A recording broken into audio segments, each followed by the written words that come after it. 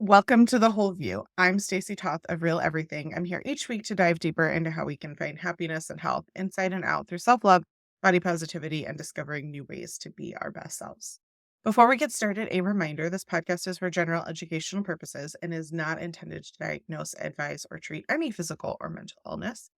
And while Hazel is a certified hypnotherapist, she's not yours. So we always recommend that you see a licensed health professional accordingly.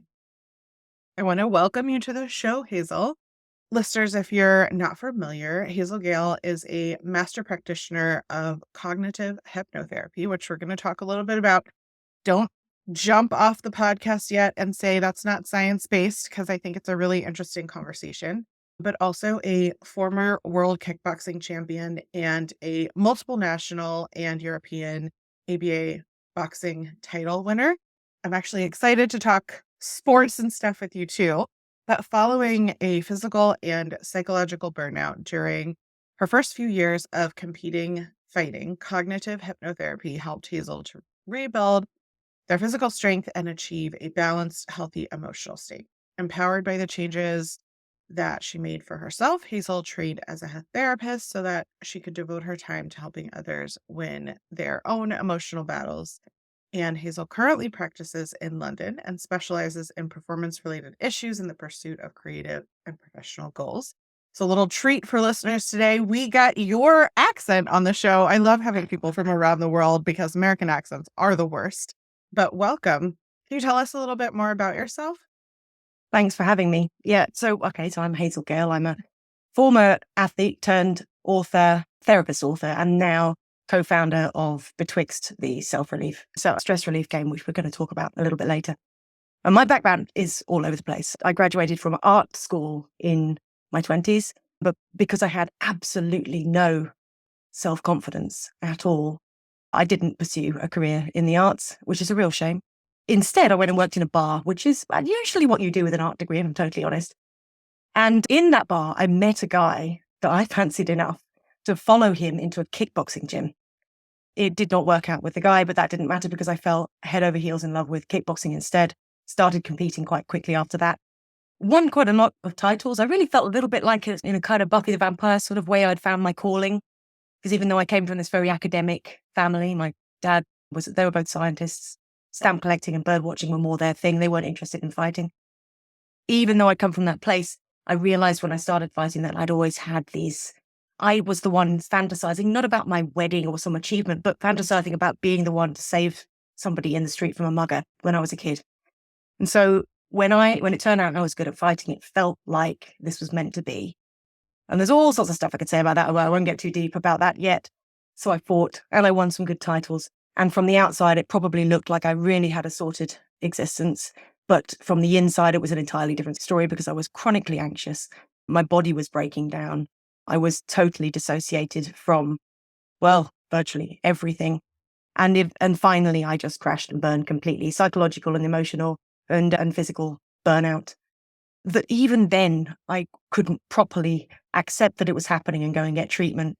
So I fought it and denied it for such a long time until ultimately I was forced to accept that maybe, just maybe, my approach to life and fighting and competition might have something to do with this thing that's happened to me.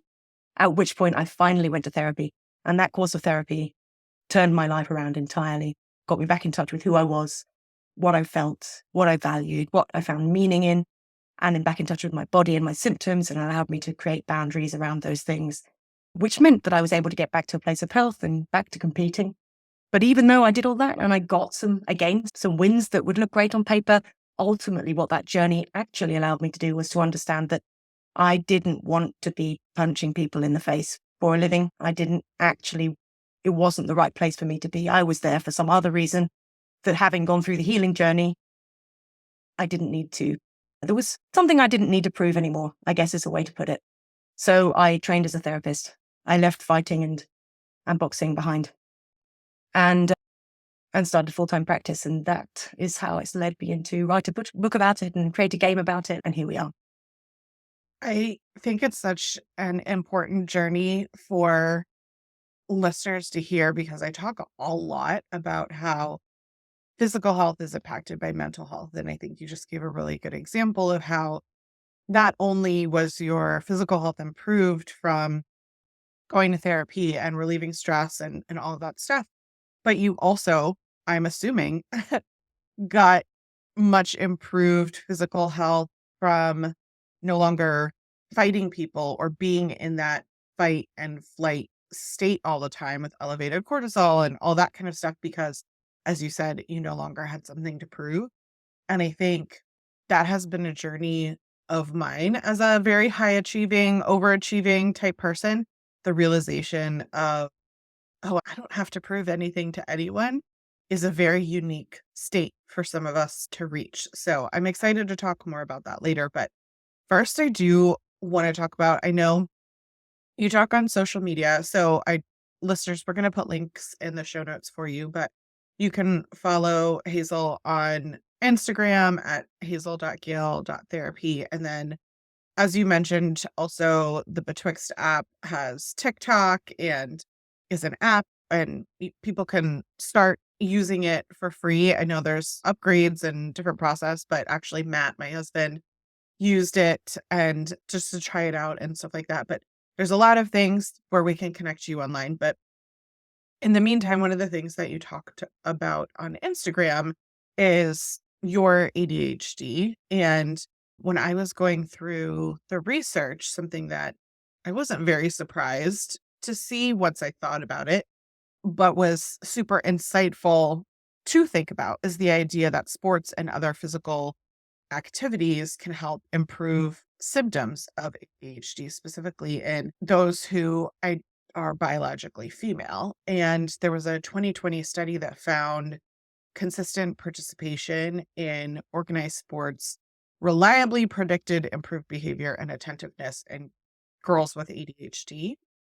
And interesting, there was no such association found for biological boys. And it went on to say that they think that's because those who are male presenting are automatically put in sports or some sort of physical activity when they express like that physical agitation and they're, impulsive or doing things physically. Automatically parenting is like, oh, let me do with the biological females, it presents differently. And it got me thinking about athleticism in general and how I wonder how ADHD played a role in your pursuit of athleticism, not just this idea of like, oh, I have something to prove, but also like it probably felt good to manage your symptoms a little bit if you weren't diagnosed at that time, right? So I'm wondering if you Yeah. could talk a little bit about that. There's a whole load of stuff that we could talk about in relation to this. But first of all, definitely, when I got my diagnosis, I spoke at length about sport with my psychiatrist, who was also a martial artist. And so we had this point of connection around it. And he said it was extremely common for people with ADHD to find themselves in combat sports, presumably because they are one of the few things that you can get involved in that is so it's genuinely a life or death conflict kind of situation. And therefore, you have to focus, and your body knows how to focus under such extreme levels of stress. And so it's really desirable for somebody who struggles to get into those situations. And it's not just, you don't have to go into something as extreme as boxing to get that, because I did also have that same thing when I was working in a bar and it was a busy Saturday night. It was exactly the same kind of, I would love those moments where I just got to be in the flow state doing the thing because it was so hard to get there otherwise. And I am sure that the conclusion those researchers came to is absolutely right, that boys growing up are not only encouraged to go into sports, but they are allowed to be physical in their expression of things, and girls are not. So if girls are then given this outlet of sport, it's giving them something that they've never really been fully allowed to have before, whereas boys have always been allowed to do it. And I hope that's changing now, but yeah, traditionally that would certainly be the case. But for me, I don't know how much of that is true, because my pronouns are she, they. If I'd been born 20 years later, I'm 44 now. So when I was a teen, our understanding of gender fluidity it wasn't there. But if I was born 20 years later, I would definitely be they, them. if not possibly he, him. I've never related to he, him. I don't know if that would be the case. But either way, I know that I would have had a different experience in 20 years' time. When I grew up, I, way younger than I would have expected possible, forcefully rejected anything that smacked of femininity. I refused to wear trousers as soon as I was old enough to speak. I was talking about this just this Christmas with my mum, because my sister was saying, she was saying, yeah, but you associate with she, they now, don't you? Like, you're a woman, right? And I was like, actually, I don't, it doesn't really bother me, but no, I don't really associate with it. And Mum just nodded, shook her head. No, she never has done. And that carried on with the way I acted. I acted like a little boy at school. I was just as disruptive and vocal and difficult as the little boys with ADHD that you expect. And that's the way that girls with ADHD tend not to act, which means that it's been so much harder for me to get diagnosed until recently. So I feel, I just acted like a little boy at school. So I don't know if for me there was this physical outlet was really a thing or not. I do know that I took it too far because it felt good and because it allowed me to get into the present moment. I remember very early in my time fighting, one of the coaches at the gym pulling me aside and saying, "You've got a real ability and you clearly love this and that's all great, but you can overdo it. You need to step back. You're doing too much. I don't want to see you in here for 2 training sessions every day." And I was, of course, and he was so absolutely right, because I wasn't resting. I wasn't giving my body any time to rest. And because my brain is an ADHD brain that does not shut off, I was basically in fight or flight the whole time. I hyper-focused on fighting. I was anxious. I couldn't sleep, which is just a normal thing with ADHD. So all of that played into my burnout because it was initially so great.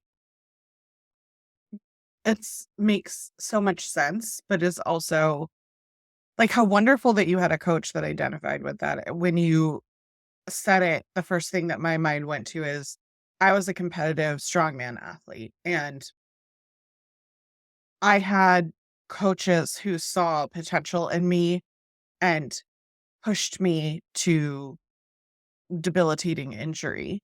And not with any malintent or anything like that, but I think when you're a 20 something strong guy training a late 30s, I physically had 3 children, and I'm coming into the gym doing strongman after that. There was a lot of like small muscle movement and different kind of things that I needed to be doing to build up Mm.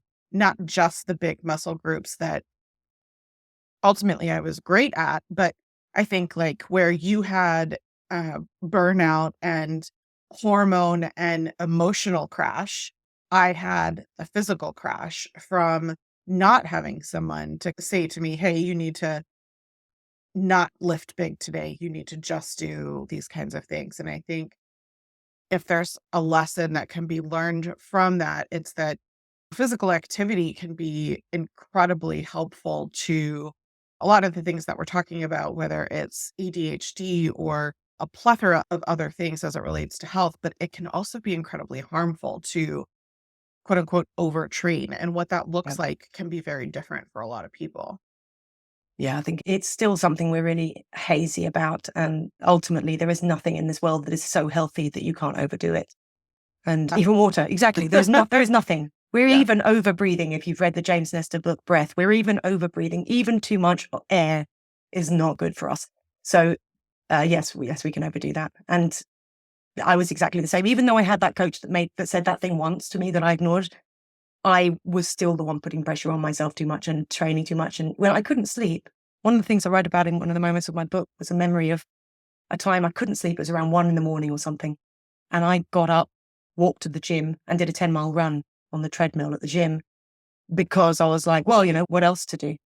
And the really crazy thing is that as I was running, the gym was silent. The cleaner walked in at one point and smirked at me. My feet were just pounding on this treadmill in this sweaty boxing gym basement.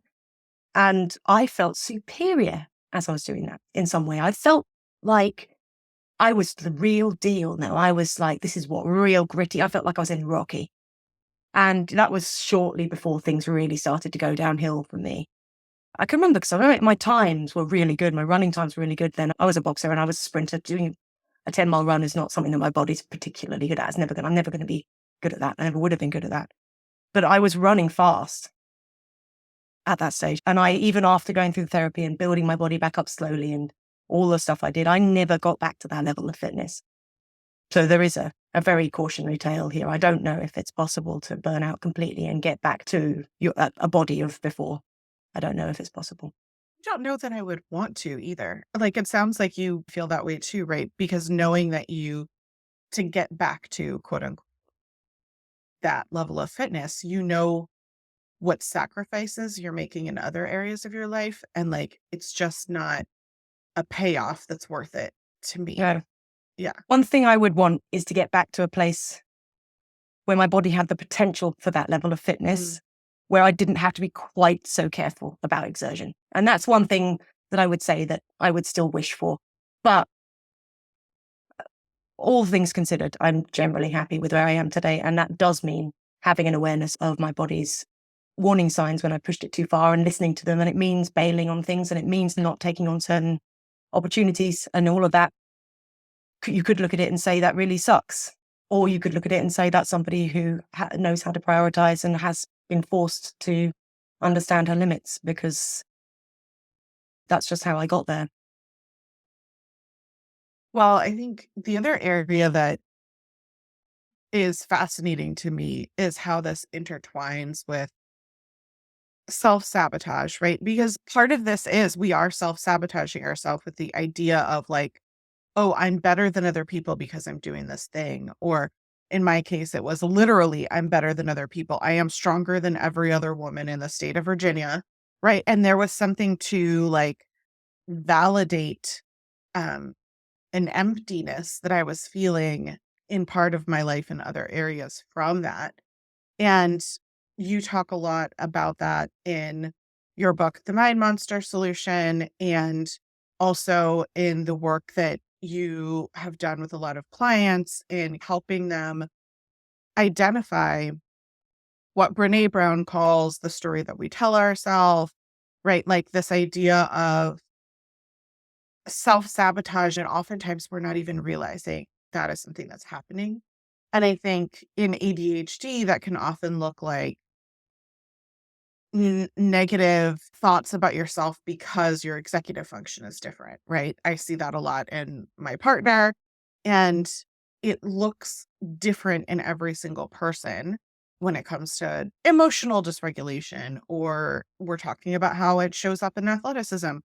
It can also show up in your career or parenting, right? Like all these areas where the negative story you tell yourself or the mind monster that's beating you up, so to speak, plays a huge part.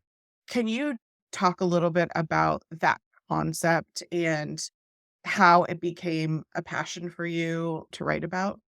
Mm.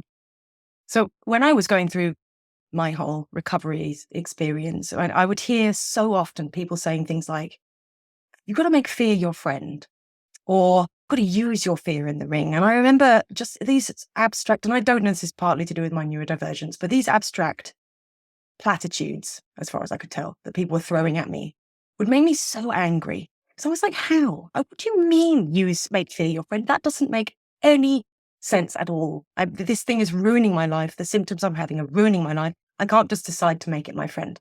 There's a whole lot of missing information here. And when I went to therapy, I got to understand a way. There's lots of ways through that gap of information, but I got to understand a way of doing it. So when I wrote my book, I really wanted, I know when I became a therapist, I then helped people with that same journey for themselves. And when I wrote my book, I wanted to create a way for people to do that for themselves. And what it's about is starting by looking at this concept of self-sabotage, which can basically be anything, a thought, feeling, behavior, habit, whatever, that we look back on afterwards, and probably that we do repeatedly, that we look back on afterwards and think, why the hell did I just do that? This is what I'm interested in. So you could look at the really big self-sabotages and you can look at the really small ones. Just saying that stupid thing when you're on the date with the person you fancy, like whatever, little things. And our natural reaction to those kinds of decisions, those kinds of behaviors, is to resist it. We want to say, I don't know what came over me. That wasn't the real me. And to just reject that part of our personality that's responsible for that, and therefore reject the behavior and just get the hell rid of it.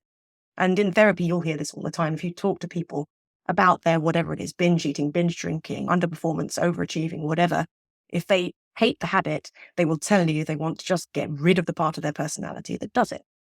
But that doesn't work. It's, first of all, impossible. You simply cannot sever off a part of your personality and expect it to disappear.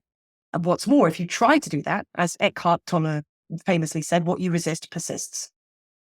The harder you push that part of the personality away, the louder it's going to shout, the harder it's going to fight back. So we need another way.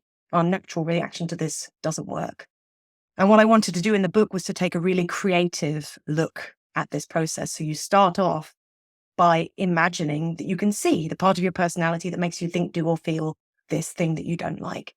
And you ask yourself what it would look like. Now, I know from 10 years of asking people this question that the majority of the time when people are in that resistance stage, they will tell you that it looks like some kind of amorphous blob of disgusting slime or something of that ilk, because they don't want to look at it.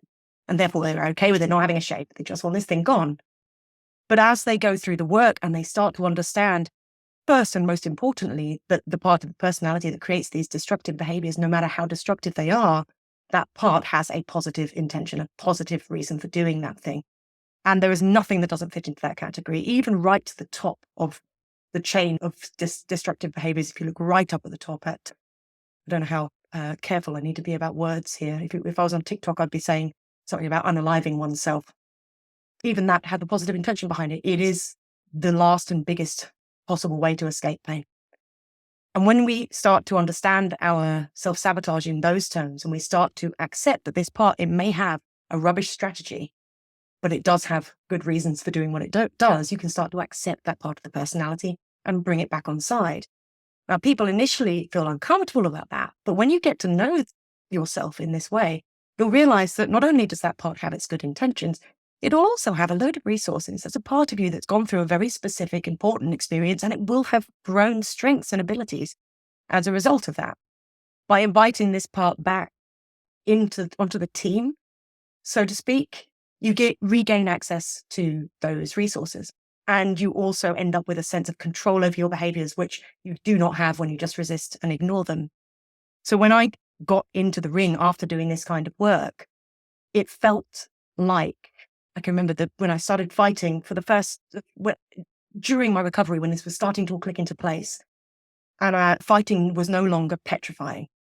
I was still nervous. I would never not be nervous. That would be ridiculous. But I wasn't completely dissociated to the point of not being able to remember a single thing that happened in the fight, which is my experience of the first few years. I realized it was a little bit like what had happened was I was no longer getting in the ring with two opponents. I now only had one opponent in the ring. I wasn't also fighting against my own sense of shame and fear and this part of me that whispers, you're a failure, you're not good enough, you're weak. Weakness was a huge one for me. I had to look that part of the personality in the eye. I had to look my monster in the eye to realize that it wasn't a monster. It's just a frightened, scared little version of me that had learned certain behaviors, had brought her a sense of comfort and love, and had made her feel good about herself. And that's why, with all these memories flooding into my mind of flexing my biceps at my dad's 40th birthday party and how he would love to watch me win the 40-yard dash or whatever it was at school, because I received praise from him and he wasn't around that much. My dad worked as a scientist, so he wasn't around much. So when he was around, and he really showered me in love and affection when we did some competitive thing because he was hugely sporty, of course I learned was what I needed in order to feel good about myself. And seeing that allowed me to reframe this whole idea of what I was doing as a fighter, because it allowed me to befriend my monster. It's interesting to think that we all have a different monster that shows up. Like I love the creativity of that. And I think as someone who has done a lot of training, I'm a foster parent of teenagers with severe trauma. So I have a lot of trauma informed training. We talk a lot about behavior not being the same as um, like the need, right? The need is separate. And so if all you're doing is addressing behavior, then you're not actually meeting the need. And it's a different way of saying what you're talking about. And I think not just for ourselves, but as parents, as coworkers, as friends, if we see someone doing behavior that's odd, as you talked about, there's a full scale of different kind of behaviors that we might see that we're like, huh? Someone might say something super uncomfortable or awkward or physically be acting out. Teenagers, especially as the parent of 4 teenagers, like they are constantly pushing those boundaries. And some of that is their needs aren't being met as a child that is in an adult body, and they're stuck wondering, like, how do I get my needs met in terms of affection and comfort and support while still working on my own autonomy, right? Like it's this juxtaposition that, we all go through as we become adults. When we transition from a child to an adult, it's a very weird time hormonally and behaviorally. And I think you're speaking to that underlying need that a lot of us grow up, this inner child, like what is the thing that we lacked? What is the need that we Mm. desired? And how we end up adapting to that in sometimes a maladaptive way that no longer serves us. Or how do we still chase it as adults, right? Like we don't ever get that need fulfilled. And so now we're chasing it instead of adapting Yeah. to it. And it can drive us to do some really weird stuff, and it can also really negatively affect our health and our hormones specifically, like we were talking about earlier, led to your burnout. It can lead to all kinds of things. What you were just saying has reminded me of something I didn't say earlier on that I think is important. And so my book and the game as well is about getting in touch with this monster. And in the book, I allow people to draw this probably amorphous blob of slime as their monster at the beginning, and then to check in repeatedly as the story goes on, as they get to know themselves better, to see how this metaphor changes, because the metaphor helps us understand where we are in the process. And when I was writing the book, I realized towards the end of the book that especially I've just written this whole section on metaphor and how important the metaphors are that we apply to things. Well, I don't want to leave my readers with a monster at the end. I want the whole point of this journey to be understanding that that what we see as a monster on the inside isn't necessarily monstrous. It just isn't monstrous, full stop. But we've reframed the concept of monster, but I actually just don't want even the name to be relevant. But I didn't know how to seamlessly do that. How do I just say, okay, so now forget the name monster and choose something else? And around this time, I found my thesis that I wrote for my art degree. And I remember picking up and smugly thinking, I'm going to read my thesis and see how much better I am at writing and communicating now. I read the first page of my thesis and I was like, it was so academic. I was like, I don't even know what half these words mean anymore. Maybe I'm punch drunk. I haven't got clever. I've got stupid. Had a complete full-on panic. And then I caught myself and said, okay, right, this is a monster moment. This is a silly moment of self-doubt. Relaxed. As a good English person, I went to the kitchen and put the kettle on for a nice cup of tea, because that's what you need when you're going to chill out, is a cup of tea. And as the water was boiling, in that moment of post-panic self-kindness, is what was happening there, that was when I realized, and I don't know where it came from, it just popped into my head, that the word monster is an anagram of the word mentors. And that's, of course, how you finish the book. You don't have one big monster that you're dealing with. You have you have a whole team of mentors. Every experience is some kind of lesson, if we choose for it to be. Now, I'm not saying that this is not a toxic positivity, like, doesn't matter what you've been through, it's all positive thing. And ignore that's just not useful. But we can't make everything into a good thing, but we do have I think, a duty to ourselves to look for meaning, even in the difficult things here. Now, in the process of my burnout and then recovery, my dad died. And I was so close to my dad. And he, for years before he died, had been asking to come to one of my fights. And I had always said no. I'd always said, no, I need to wait until it's inside. I was not this one. I'm not ready yet. I need to wait until I'm good enough. I need to wait until I'm damn near perfect if I'm going to let my dad come and see me box. But of course, that didn't happen. And he didn't get to come. And the grief that I experienced after his death was awful, and was a big part of all of this, of me recognizing what part he played in it as well.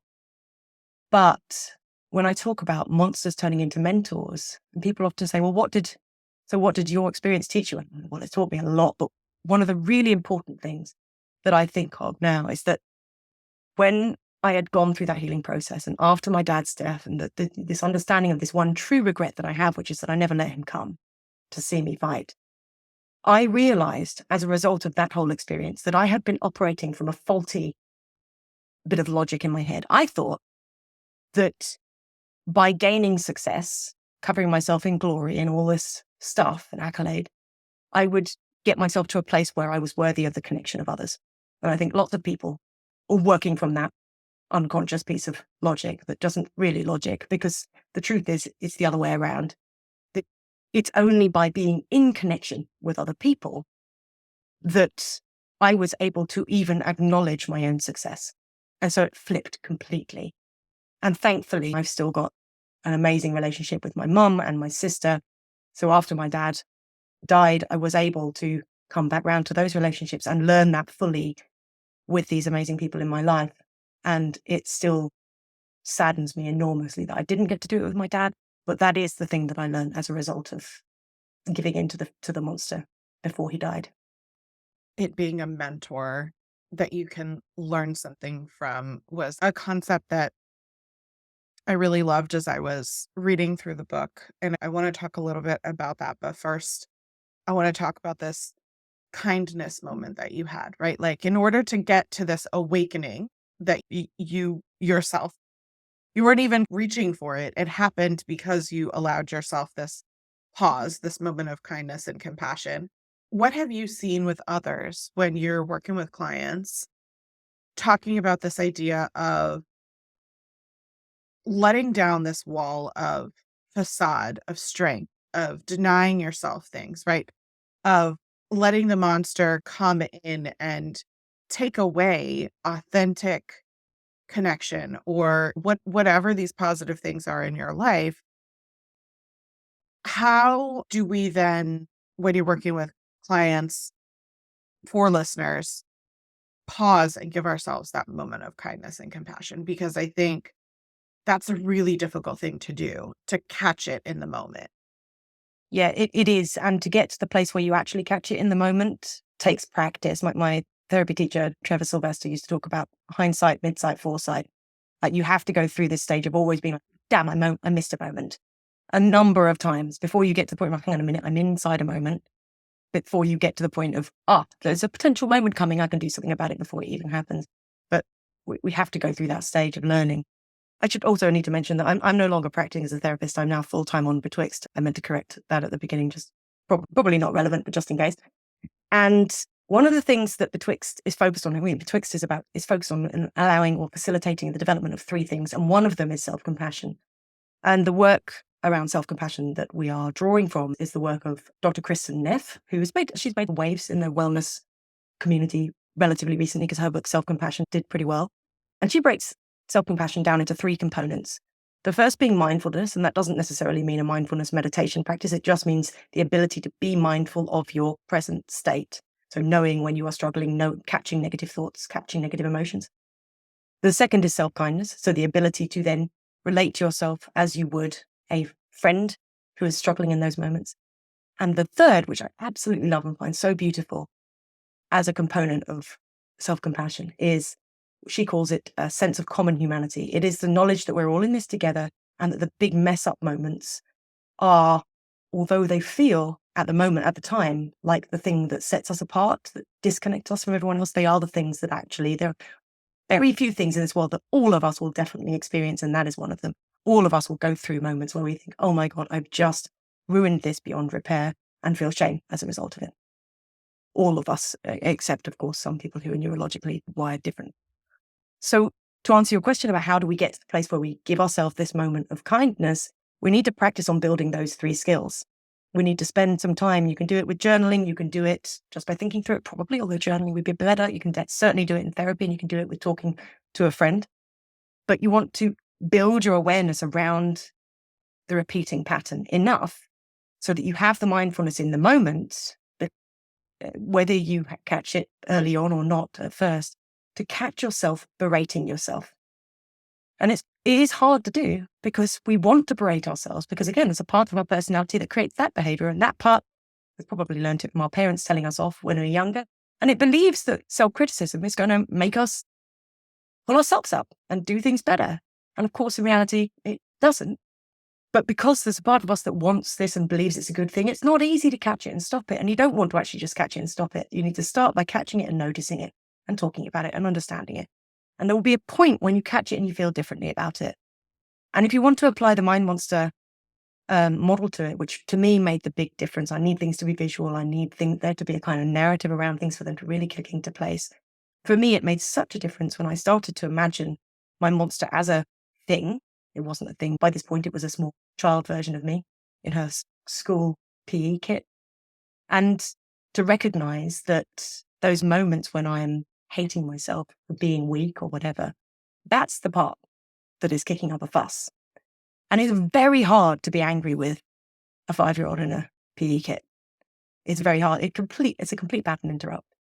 So if you want to apply the metaphor to it, then go ahead, go write down your monster, create an image of it. And in that moment, regardless of whether you have a cute monster by that point, or if you're still in the sort of scary monster phase, converse with it. Create a conversation, create distance between you and that part of your personality, because it's only when you are stuck inside it that it can really do you any harm. The concept of self-compassion, as you talked about, I haven't heard of that book or author, but I love being able to understand.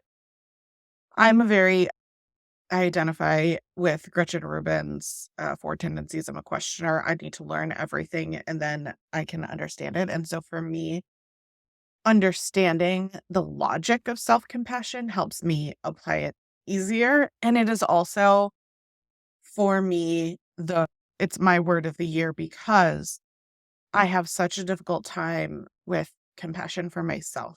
Over the past couple of years, I'm a very empathetic person and I've come to have more compassion for others. I see behaviors in others. And now instead of just being really frustrated by that, I can see now. I think it's visually, I can see their monster. I can literally see, oh, that person, I'm very sad for them that they feel the need to behave in this certain sort of way because they're getting their needs met in a very maladaptive sort of way, right? Like I can physically see that and have compassion for others, but I don't do a good job of that for myself. When I say the awkward thing at a party or whatever, I have huge anxiety and I don't sleep and I overthink and I think and I think and I shame myself about it and whatever, right? And learning to be in that moment and to pause and to have compassion and say, I made a mistake and mistakes are okay.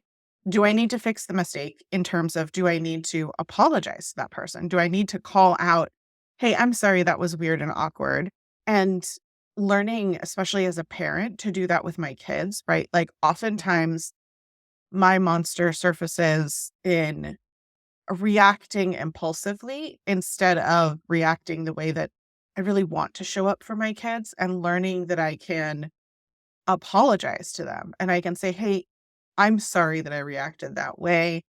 Let's try this again. Or what I meant to say is where I'm coming from is, and having that conversation has really developed an incredibly strong relationship with the people around me and improved in so many ways. And I think this really ties into, as you were talking in your book about, while you're not practicing anymore, when you were doing cognitive hypnotherapy, the idea really struck me as being super powerful because when we go into a trance, or as you mentioned earlier, dissociation, Mhm. I think those kinds of understandings are something that people get, right? They're like, oh, yeah, but you talk about it in the book as when you're driving to a place that you go all the time, or you're driving home late at night and you sometimes like arrive at your house and you're like, I don't even remember that drive at all. That is a trance. And you do a fantastic job of talking about how we create these trances in our life that are not serving us, that are not getting us home anymore. They're taking us to a place we don't want to go. Can you talk a little bit about that as it relates to the work that you did to untrance people Mhm. versus, as you talked the clock watchers and you give a lot of different Mm. funny examples of what people think hypnosis is. Oh God, yeah. Yeah, yes, I don't have a goatee beard. I don't have a Pocket stopwatch, watch. pocket watch. That's it, not a stopwatch. Do probably have one of those that I'm going to swing in front of you. Hey, so cognitive hypnotherapy works on the basis that trance is a natural everyday occurrence, that we go into these trance states. Just as you said, anytime we get into the car and just go through the motions, we aren't in a state of pure consciousness driving. If we were, we would crash, because you need much more available brain space than just your conscious mind to be going through the motions of doing something complex like driving, which you have to go into a state of auto drive, literally, to do. And so if trance is just a natural part of being a human, and we have effective and ineffective trance states. So to go into a state of, and we have trance identities too. So when I do public speaking, I go into a version of myself that stands in a certain way and speaks in a certain way. And that is, I'm going into my public speaking trance. And I have worked on developing this ability over the course of the years. And when I get into that state, it's great. But before I had done all that work, my public speaking trance was not so effective. I was completely dissociated, absolutely petrified, stammering and stuttering. Stammers and stutters run in my family. As soon as I get nervous, you'll hear me, sorry, really tripping over my words. And as soon as I notice myself doing that, I freak out even more. And then it happens, et cetera, et cetera, et cetera. So I've had both experiences of a very ineffective trance state on stage and a very effective trance state on stage. And so the idea with cognitive hypnotherapy is to help people dehypnotize themselves out of the ineffective trance states, rather than this kind of woo notion of, I'm going to put you in this magical trance state of hypnosis with my pocket watch, do something special to your brain, and you're going to wake up fixed. That, unfortunately, is not a real thing. It's not going to happen. And one of the most annoying things about being a cognitive hypnotherapist is having to dispel that myth every single time a new client comes to you. I actually had a client once say to me, he was half joking, but he was really serious. He said, I thought you were just going to send me to sleep, slap me around the face with a wet fish a few times, and I'd wake up fixed. And I was like, yeah, I'm really sorry, but I'm out of fish. There's no way that's going to happen. So yes, that's the idea of the trance state. And once you start to see it in that way, you will recognize it all over the place. And you know what's the reason we are doing this kind of work with Betwixt is one of the best ways to watch people go into trance is to see them experiencing story. We do it when we're watching a movie. Certain things can happen to us when we're in a trance state. We can dissociate, we can positive or negative hallucinate. So we can see things that we can imagine things that aren't there. And it doesn't mean that we're actually like on drugs hallucinating a thing. It just means for a moment, we think we see something. And we can negative hallucinate, which means we don't see a thing that is there, which is what you're doing every single time you lose your keys and then you find them on the table in front of you. So there's certain things that can happen in a trance state, and you'll see these things happening. One of them is distortion of physical sensation. Most of people will know what it's like to have a very bad back, but then to be so engrossed in a movie or a book that they forgot about their back pain for a period of time. That's because they've gone in, the story has sent them into a trance state. And I heard on the Huberman Lab podcast a while ago, this amazing story about them doing some biofeedback stuff with people who were listening to a spoken story. And there's different times in different parts of the world, and these people sat down and listened to a story, the same story. And as they listened to this story, no matter how old they were or what they're doing in their lives or where they came from, their heartbeats synchronized. How amazing is that? So story can take us into this state that actually changes our physiological sense, our physiological body, and connect us to other people in this really intrinsic way. So we wanted with Betwixt to write a story that was designed to help with mental health, it is interspersed with these tools from psychology and therapy that can help us to develop the skills we want to as a part of the story, rather than having to learn them as abstract clinical things, which is just so much harder to keep hold of. One of the other examples that you gave that I really resonated with. So just to be clear, Twixt is the app that is available. And then we're also talking about your book, The Mind Monster Solution. So when I say most of the quotes and different things that I'm pulling are from the book, there's also this engaging way to apply a lot of the things from the book in the app, if that's a better format for Yeah. someone, a listener. But one of the things that you talked about in the book is this example of a comfort eater. And it was like you put words to something that I've been trying to describe to people for a really long time, which is that for a long time for me, it was, oh, I'm feeling bad. My body goes into that trance state to comfort eat in a trance. Like there wasn't a way, I wasn't even conscious that it was happening, let alone like being able to stop it. Because as you described, oh, I'm uncomfortable in this moment. How do I get comfortable? Oh, I know, I'll go to the fridge. And that monster moment, so to speak, is really, as you described it, and I'm quoting from the book, an unwanted trance behavior. And I think that was a really well, like, succinct understanding of what it is that you're trying to talk about in terms of like, I I don't also want to be toxic positivity, and I also don't want to lack accountability or responsibility. But at the same time, this is not something that anyone is consciously doing. Like there is no guilt or shame or anything about that. This is a behavior that was learned at some point in your life because it solved a need that you had that wasn't being met. And now, as an adult capable of working on yourself and healing and recognizing these things, you can say, that isn't serving me the way that I needed it to before. Now I need to be comforted. I'm uncomfortable. Maybe I'm making a conscious choice to have this ice cream because it's going to give me a burst of serotonin and feel good. But also, what else could I do? Could I pause in this moment and pet my dog? Yeah. Could I go for a walk outside and get sunshine and fresh air? Could I do all some other things to get more comfortable than I was? And I think that's a hard thing to do, as we've talked about, but it is also something that I know a lot of people would relate to. And so I wanted to give that example. But I also want to say you talked about the fish, but you conclude the section because it's just like a little like, hey, this is not a hypnotherapy book, but I do want to like help you understand where trance comes into this. And then you conclude the section by saying, like, you don't really need a mustachioed pocket watch swinging performer. We are our own hypnotists, and we just need to learn how to make effective suggestions to ourselves.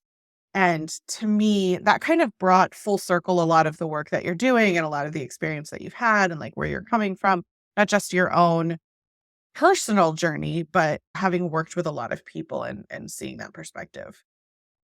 Yeah. People think when they are dealing with a habit that or whether it's a habit of thought, feeling, or behavior that they have been engaging with for a very long time. Let's say a smoker who's been smoking for 40 years. They can be extremely convinced they can't live without it.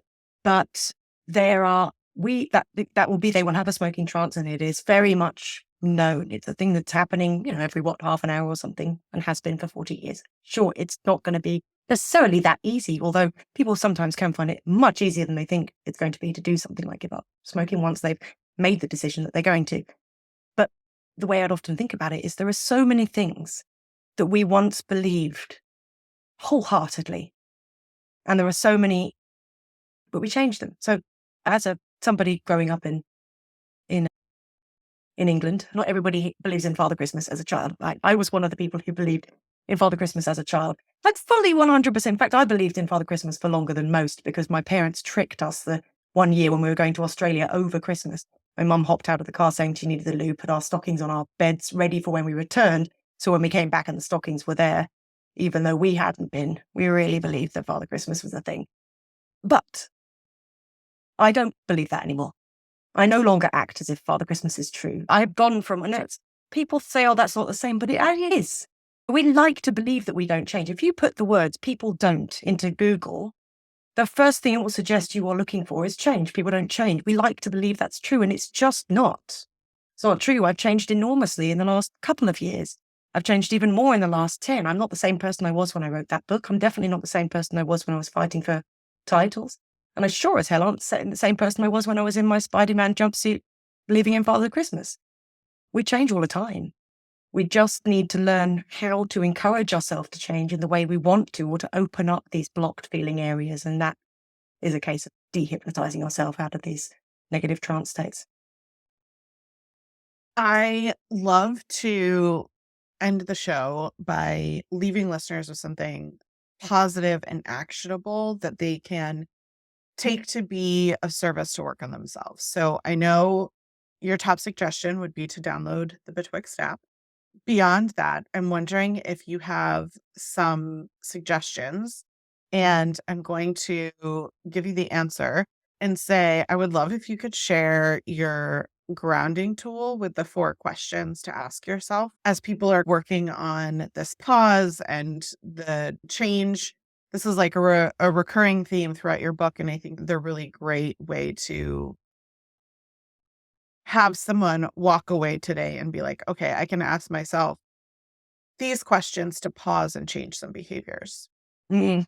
So, okay, talking about diving down, the diving down technique, correct? Is it called diving down? It's you refer to it as grounding tool. It's like, what am I thinking? Yeah. What am I Yeah. okay. Yes, it is a way. It's a way of pausing. Actually, it's basically a way of pausing and self-distancing. I was talking earlier on about self-distancing being part of, actually, I don't think I did talking about self-distancing being a part of the Betwixt experience, but it is a big part of it. Self-distancing is the act of creating distance from yourself and therefore seeing yourself in a more objective way. Diving down is a way of doing that, but by coming in from a place of awareness of what's going on and then shaking up your idea on reality. So we get so completely wedded to our own negative stories and our own perspectives. If you've got a friend who believes they're ugly, for example, you'll know how impossible it is to tell them they look nice. They just is not going to get through. And we get so wedded to these things. But there is always another perspective. In fact, there is almost always the opposite perspective will be true to somebody else. So this is a process that allows us to start to look beyond our limits. So you ask 4 questions. The first is, what am I thinking? Catch the words that are running through your mind. You can do this by writing almost like morning pages, stream of consciousness, thoughts down, or you can do it just by turning your thoughts into words and thinking them and checking them out. You're not analyzing them. You're not changing them. You are just noticing what's there. Then you ask, what am I feeling? You drop your awareness into your body and you pay attention to the physical experience of your emotions. So for me, if I'm feeling nervous before something like public speaking or recording a podcast, I always get a little nervous beforehand. And what I'll feel is a tightening and almost explosive sort of energy in my chest and throat. And if I don't pay attention to it, that will just make me up. It will make me into this sort of jittery, flighty version of myself that doesn't do a great talk, if I'm honest. But if I notice it, I can get to a place where it starts to dissipate quite more quickly. So what am I thinking? Notice the thoughts. What am I feeling? Notice the feelings. And then the all-important question, what's the story I'm telling myself? What's my monster telling me right now? What's my monster story? So then the all-important question, which is, what's the monster story? What's the story I'm telling myself, which is negative in this moment? So if I was in a moment of fear before a podcast, I might be thinking something along the lines of, I'm going to ramble and be boring and make myself look stupid. And again, we try to run away from these thoughts as if they'll disappear. If we do that, we make them feel more true. So we need to just stare them in the face, look at them. Okay, so that's what I'm afraid of right now. And then the final question is lots of different versions of this. And the one I go with these days is, what's a better story? But really what you're asking yourself in that moment is, what if I didn't believe that thing? What if I wasn't in this trance state where I believed that, like, it felt true to me that I was going to look like an idiot in this talk or this podcast or whatever? What might I believe instead? Maybe I could believe that I've got important things to say that I'm excited to share. Maybe that would be a better thing to believe. And that's it. You take yourself on this journey through thoughts, the feelings, the belief systems. That's what the underlying stories, the fears, fear-based beliefs, into a better perspective. And then you carry on with your day. It can take 20 seconds and it can be remarkably refreshing. I love that you're working on that fourth step because it does even evolve in the book, right? Like that fourth question to ask. And it reminds me, I don't know if you know the work of Michelle Poler, but she wrote a book called Hello Fears. And very similar to how you're phrasing it, what she says is, okay, you have this fear, the worst thing that you're thinking of, right? Like your monster story. How to flip it is to say what's the best that could happen. Your brain is saying what's the worst that could Mm, happen. So then she says, now ask yourself what's the best that could happen. And even just to focus on that energy, not to be toxically positive or anything, but just to like open yourself to the possibility that something other than negativity can happen is incredibly powerful. So I love that even since you wrote the book, you're evolving and thinking about that. And I think sharing with listeners just to ask yourself, like, what am I thinking? What am I feeling? And what's a story that I'm telling myself, my monster story? Just those things can often have a huge impact to be like, that's not true. I'm not incapable. I'm not whatever. Like, just to call it out is very helpful and powerful. So, thank you for sharing all of that. Was there anything else that we didn't talk about that you want to share about? I know you've got a lot going on with the app these days, and we talked a little bit about that. I think that I haven't actually explained what the app is, so maybe I could just do a Yeah. 1-minute intro for the app. So Betwixt is it's a fantasy text-based adventure game that leads you to clarity, courage, self-insight. It has been shown in studies that are awaiting publication to significantly decrease stress and anxiety. And it does so by allowing you to become the lead character in this fantasy story through a magical world called the In-Between that responds to your thoughts and feelings. And you, in conversation with this mysterious character called the Voice, gradually build three important things. The first being self-awareness. You learn about the different elements of yourself. You start to learn to see yourself more clearly from a distance as well as from the inside out. Also self-compassion. From that basis of, okay, this is who I am, you then start to develop, and I like that person, or I can accept that person because this is absolutely vital. So self-compassion, as we were talking about with the Kristen Neff stuff earlier on. And finally, self-distancing, which is a really effective form of emotion regulation, a tool for emotion regulation, which, as someone with ADHD, I have had to work very hard at developing. We don't have great emotion regulation naturally as ADHDers. And this was evidenced by my tantrums and things when I was younger that all made sense later, and just how big my emotions were around fighting, which again all made sense later. And self-distancing is just the simplest. There are so many simple ways to self-distance, and it's so powerful. And if you just learn one, like talking to yourself in the second person, for example, which I do religiously now, rather than the first person. So second person meaning I say, you are feeling this, that, and the other to myself, rather than I am feeling this, that, and the other. Just that will literally change your life. So the game is about helping people develop those three selves: self-awareness, self-compassion, self-distancing, but all while on an epic journey that feels curious and magical and enjoyable in and of itself. So it's an easier thing to come back to than a clinical, dry self-help app.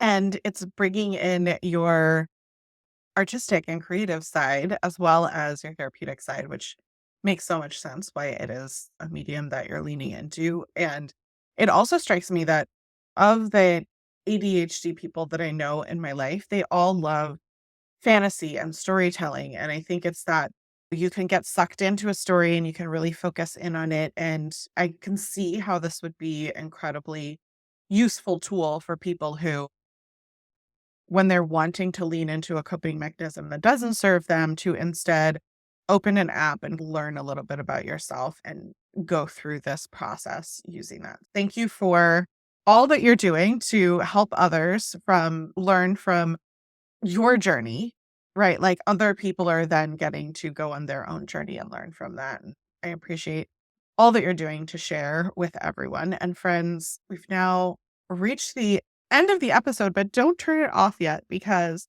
you need to go leave a review and whatever podcast app you're using. And you can go to realeverything.com so you can find more from Hazel as well as about the app on TikTok and Instagram at betwixt.app. And that's BETWIXT, as well as on Hazel's website, hazelgale.com, where you can be connected to all sorts of goodness.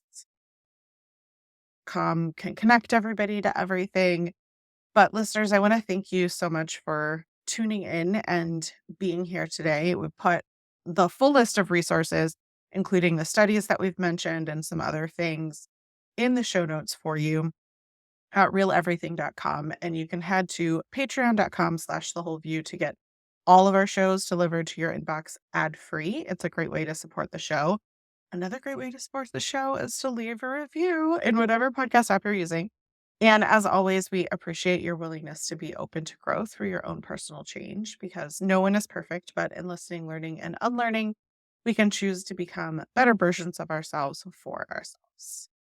Thank you so much for being here, Hazel.